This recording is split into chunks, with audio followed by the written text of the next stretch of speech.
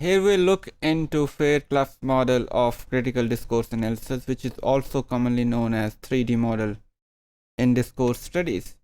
In the beginning, I'll just introduce some of the theoretical underpinnings or ideas of Fairclough, based on which he developed this approach. Fairclough defines critical discourse analysis as a kind of discourse analysis which looks into or explores the relationship of causality between various discourse practices, discourse events, and the text itself. So, it actually looks into the kind of interaction or interrelationship which may be mediated by certain socio-political, ideological, power-related factors. And he sees how discursive practices, events, and texts are ideologically shaped or are governed by power or the struggles over power. He believed that discourse is always related to and generates, reproduces, and enacts various struggles over power or various power relations. So a discourse is always loaded with socio-political meanings or objectives. Then he says that a critical discourse analysis is different from normal or traditional discourse analysis in terms that it follows a systematic approaches to inherent meaning. It is not a certain linguistic analysis only or traditional discourse analysis. Rather, it follows a scientific pattern of analyzing something, where linguistic analysis may be a part of it, but it goes deep into it, looking into socio-political and discursive practices to reach the embedded or hidden meanings in a certain text or discourse. And then it also involves self-reflections of the researchers. This might sound very strange to a traditional researchers in other domains of social sciences, let's say into psychology or other, because self-reflection sometimes are considered to be biased by certain researchers following a certain school of thought. But in critical discourse analysis, since it's a socially critical and objective oriented analysis, so researcher should have some kind of input, point of view, self-reflection to deepen, to strengthen his or her analysis. Then Fairclough claims that there are certain approaches to CDA which neglect or play down the discourse practice dimensions, how discourse is produced, what kind of socio-cultural intertextual factors contribute to its making, reproduction, and enhance its meanings. So some approaches may go for simple or straightforward analysis, which may be more similar to traditional discourse analysis, but Fairclough is critical of these approaches. For example, a token interaction analysis by certain writers. Then some researchers have also asked that the traditional categories of social structure in text analysis can be minimized. Kind of social structures can be, or analysis of social structure can be minimized in a certain way. For example, in a mixed gender job interview, then certain references to gender may be minimized, may not be critically viewed in a way in which we generally analyze a gendered discourse. Then there could be other approaches, for example, based on Birmingham School of Discourse Studies, for example, Sinclair and Coulthard.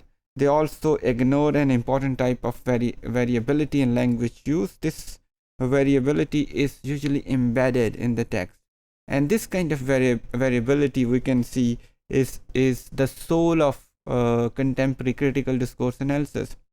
But in according to Birmingham School of Thought, the analysis is developed according to certain patterns which have been investigated in advance, and we would like to analyze the discourse which comes to us according to those patterns. So the variability which may happen in a certain situation by a certain author based on a certain or unique objective may be ignored in such analysis. Therefore, Fairclough highlights and emphasizes upon the variability of use of language in particular contexts or situations. For example, within the lesson, within the media, any job interview, medical consultation, a medical practitioner may manipulate a certain situation according to his favor by using a certain type of discourse. But if we set a pattern of medical discourse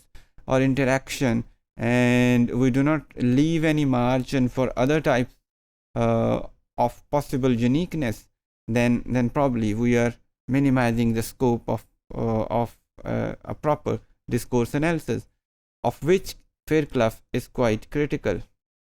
And then, according to Fairclough, the category of power, social class, and ideology should always be kept in mind, because he believes the social discourse cannot be devoid of these factors. These factors actually define and constitute social discourse. Fairclough also adopts Foucault's concept of ordered discourse, as he believes that there can be an ordered set of discursive practices which are associated with a certain social domain, and under these domains a certain kind of discourse is produced. So these domains may be a kind of institution, or maybe a lecture, a seminar, counseling, informal conversation, academic institutions, and many other institutions. Maybe the discourse or social ideologies in a media center or in a film industry center may be different from a normal classroom setting. So we need to keep in mind all these discursive practices belonging to various domains of influence or social action. Then discursive practices may have their own limitations in different relationships also.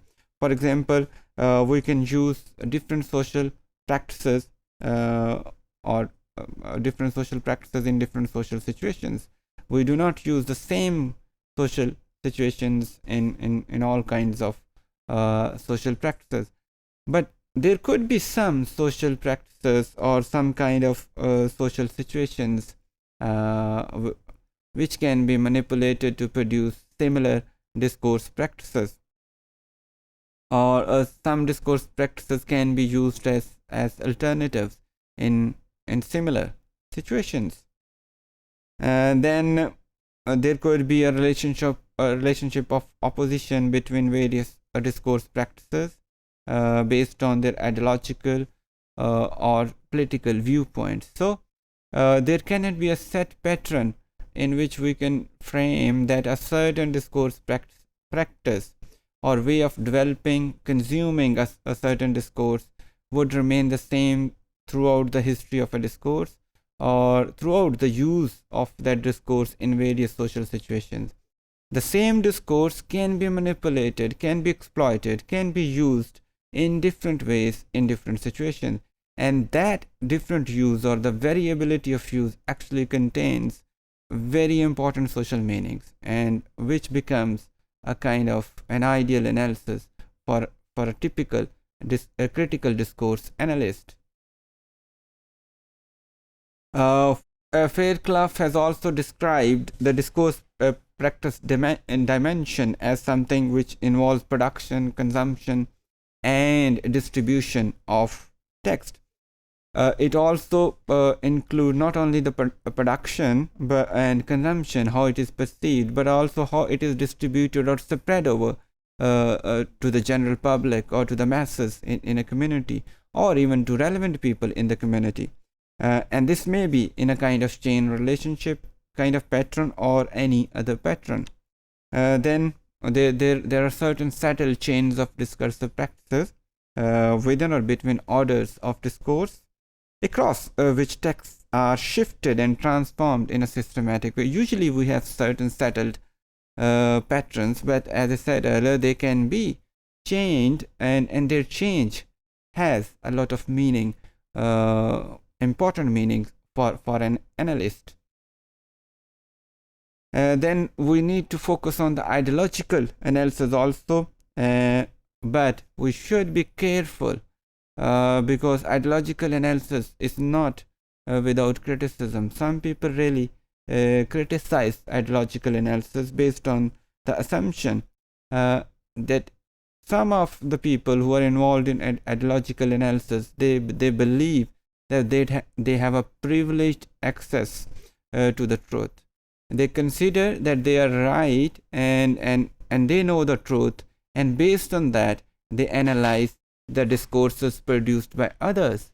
Therefore, we need to be very careful when we are doing an ideological analysis as a critical discourse analyst, that we do not cross the limit where our ideological analysis become biased and the people start saying that this guy is showing a kind of privileged access to truth. That can be counterproductive in terms of the authenticity and originality of our analysis, and our reader may not benefit from our analysis in a true spirit.